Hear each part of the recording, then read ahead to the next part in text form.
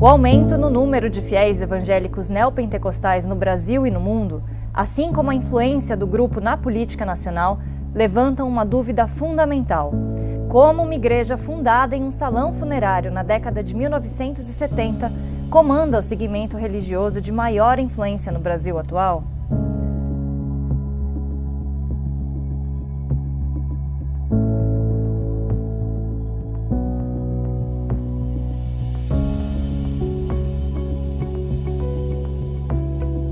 A Igreja Universal do Reino de Deus, liderada pelo polêmico bispo Edir Macedo, é uma das principais igrejas evangélicas no país, com quase 2 milhões de fiéis, segundo o IBGE.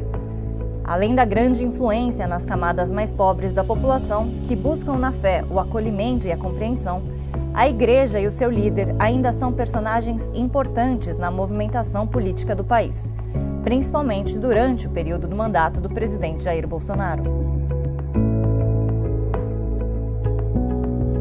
Desde a sua fundação, em 1977, e sob a liderança de Edir Macedo, a Universal hoje está presente em mais de 95 países, não só como instituição religiosa, mas também como conglomerado empresarial, que já teve sob seus domínios emissoras de televisão, empresas de mídia, plano de saúde e até uma empresa de táxi aéreo. Tudo isso torna o bispo, hoje, um dos maiores empresários do país, figurando entre os homens mais ricos do Brasil. A rápida ascensão econômica do líder religioso levanta suspeitas sobre o uso de dinheiro de dízimos e ofertas dos fiéis da igreja para a construção do seu império. Para entender como a Igreja Universal conseguiu alcançar esse poder, Carta Capital conversou com a antropóloga Jaqueline Teixeira, com a cientista social Lívia Reis e com o jornalista Gilberto Nascimento, autor do livro O Reino, a história de Edir Macedo e uma radiografia da Igreja Universal. Olha, o Edir Macedo é uma pessoa de origem bastante simples, né? Ele nasceu no interior fluminense, na cidade de Rio das Flores. A família dele trabalhava numa fazenda lá em Rio das Flores. Por acaso, até num determinado momento, trabalhou numa propriedade lá do ex-governador do Rio de Janeiro, Carlos Lacerda, da família do Carlos Lacerda. Depois ele vai para o Rio, jovem. Ele sai de Rio das Flores, na verdade, com 6 anos. Mora no subúrbio do Rio durante bastante tempo. O pai dele tinha um pequeno comércio. E aos 18 anos, ele, depois de um problema de saúde da irmã dele, ele começa a ouvir pelo rádio um pastor canadense chamado Roberto McAllister, que era da Igreja Nova Vida, e ele vai com a irmã a essa igreja, vira membro da igreja, e ao participar dos cultos, depois de um certo tempo, ele começa a manifestar o desejo de seguir a vida religiosa. Aí ele encontra uma oposição desse líder religioso, que não acreditava muito nos dons ali, na capacidade dele, né? Achavam que ele não tinha o dom da palavra. E aí ele sai, monta junto com o cunhado dele, o Romildo Soares, o R.R. Soares, né? Eles acabam criando a Igreja Universal, que na verdade era chamada num primeiro momento de Igreja da Bênção. E aí eles fundam essa nova igreja num antigo salão funerário, lá no bairro da Abolição, no Rio de Janeiro. Apesar de terem fundado juntos a Universal, o bispo Edir Macedo era o segundo nome da igreja, sendo responsável apenas por reuniões ocasionais e de menor público. 3 anos após o início dessa sociedade, os dois, que se tornaram cunhados depois de Soares se casar com a irmã de Macedo, passaram a se desentender quanto à melhor forma de administrar a igreja e quais os rumos a organização deveria seguir. Durante uma viagem de R.R. Soares aos Estados Unidos, Edir Macedo aproveitou a sua ausência para se aproximar de outros membros da igreja e se fortalecer para questionar a liderança do cunhado. Apoiado por outros pastores, Edir Macedo conquistou o controle total da Universal. Com a derrota, R.R. Soares usou a compensação financeira da saída da instituição para fundar a Igreja Internacional da Graça de Deus.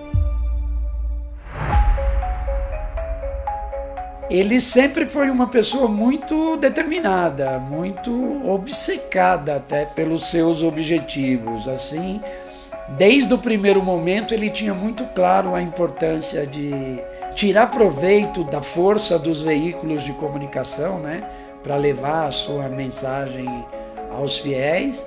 Então ele sempre teve muito claro a importância disso e procurou usar isso da melhor maneira possível. A primeira inserção dele nos meios de comunicação foi com um aluguel de um horário de 15 minutos na antiga Rádio Metropolitana do Rio de Janeiro, e ele procurou utilizar esse espaço na mídia para ampliar o número de fiéis. Ele utilizava as pregações via rádio no sentido de criar um núcleo de fiéis, um grupo, e a partir dali ele montava um templo. Primeiro você levava a mensagem via rádio, organizava grupos de fiéis, grupos de oração, e a partir daquele grupo criava-se um novo templo. Parece que já tinha um objetivo muito claro, determinado desde o início, né, de ganhar cada vez mais espaço nos meios de comunicação, abrir cada vez mais o maior número de templos possível, né? A Igreja Universal comprou a TV Record em 1989. No meu livro Reino eu conto detalhadamente como foi esse processo, desde o primeiro momento, quando houve o interesse pela compra, como ela se deu, né? Todas as articulações e a oposição também que ela acaba sofrendo, né? Porque naquele período, né, no final dos anos 80, já começava-se a chamar muita atenção esses grandes cultos, né, de igrejas evangélicas em estádios de futebol, reunindo multidões, sacos de dinheiro sendo recolhido com dízimos e ofertas. Tudo aquilo gerava muita crítica da mídia, gerava preocupação de juízes, promotores, Ministério Público, que já passou e começou a investigar as ações desses novos líderes religiosos, né? No dia 24 de maio de 1992, o bispo Edir Macedo foi detido no bairro de Santo Amaro, em São Paulo, quando saía de um culto próximo à hora do almoço. As acusações que recaíam sobre o bispo eram de charlatanismo, curandeirismo e estelionato. Segundo o Ministério Público, Edir Macedo seria o dono de um patrimônio pessoal que se aproximava de 100 milhões de reais, sendo a maior parte adquirida de forma ilícita através da igreja. A prisão foi determinada após 5 fiéis terem afirmado às autoridades que entregaram todos os seus bens à igreja à espera de um milagre que nunca aconteceu.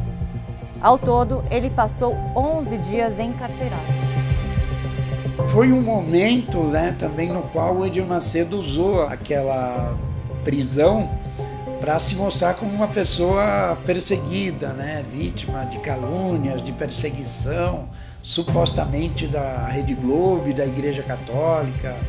Ele se beneficiou muito dessa suposta perseguição, apresentando-se como vítima, que era a Igreja Católica, que supostamente não queria o crescimento da sua igreja, e da Rede Globo, que não queria também o crescimento e o fortalecimento da TV Record. Ele soube usar esse fato a seu favor, né, de maneira muito eficiente. Eu entrevistei, por exemplo, um ex-pastor da igreja que ficou os 11 dias lá na cadeia ao lado dele, que dormia do lado de fora.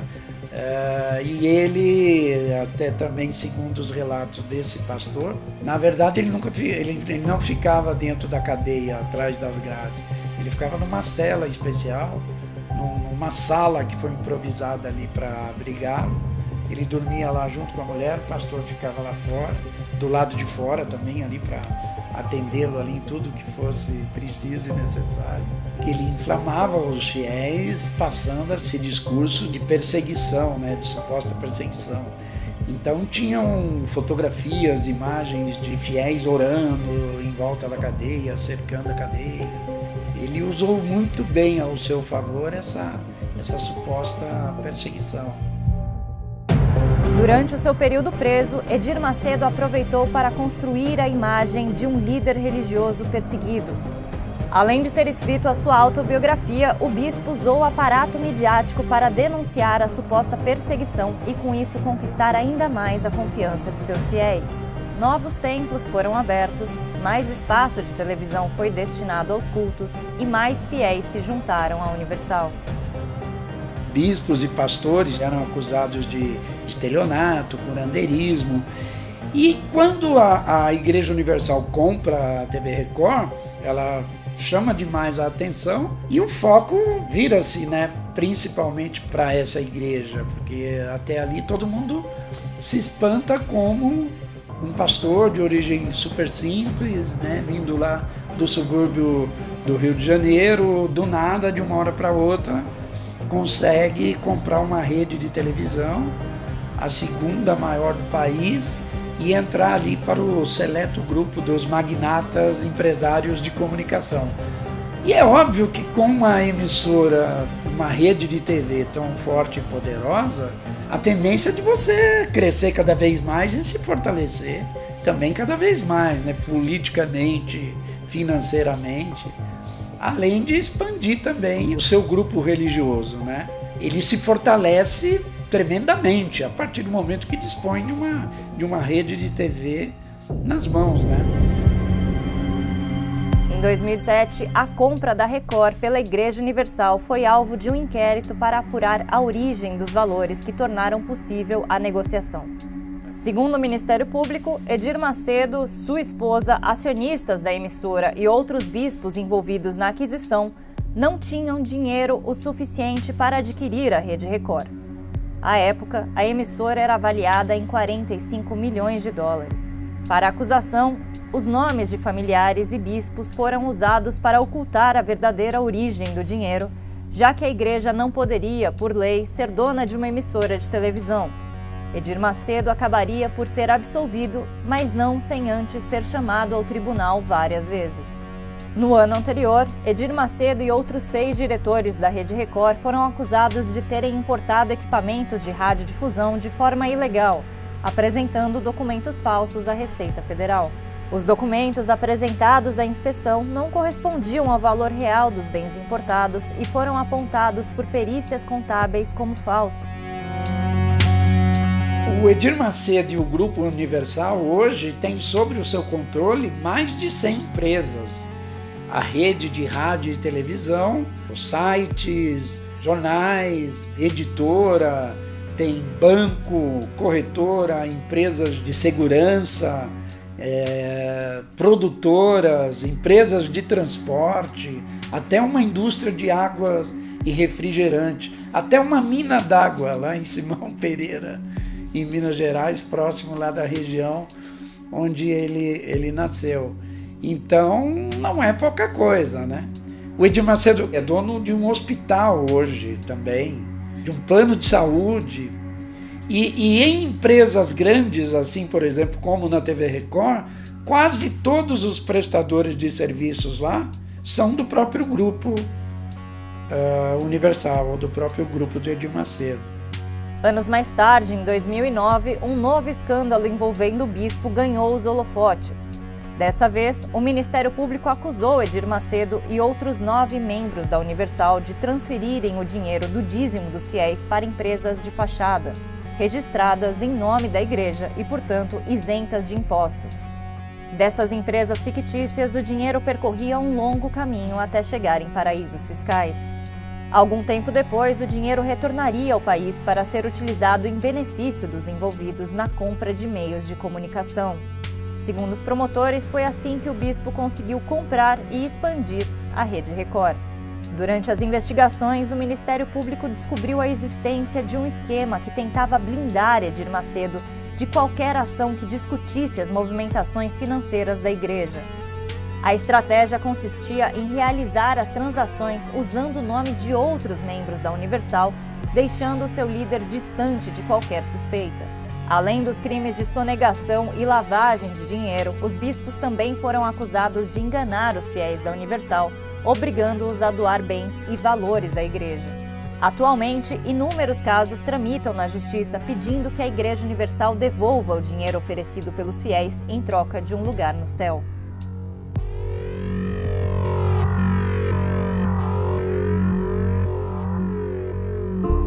E aí a igreja hoje se transformou num império, né? Num império de comunicação, num império econômico. O Edir Macedo é o único brasileiro e talvez uma das poucas pessoas no mundo a ter sob os seus domínios uma igreja, uma rede de televisão, um banco e um partido político. Não é pouca coisa, nem o Roberto Marinho conseguiu tudo isso. O Roberto Marinho, que muitos costumavam dizer que seria o dono do Brasil. O Roberto Marinho teve um império de comunicação, a Globo, mas não conseguiu ter tudo isso, né? A Igreja Universal faz parte da chamada terceira onda do movimento neopentecostal no Brasil. Essa nova vertente condiciona os processos de cura e milagres com a doação pessoal e financeira para projetos da instituição. Esse enorme crescimento do número de adeptos apenas se fez possível com a criação de uma identidade única, o evangélico. Esse é o tema do próximo episódio dessa série.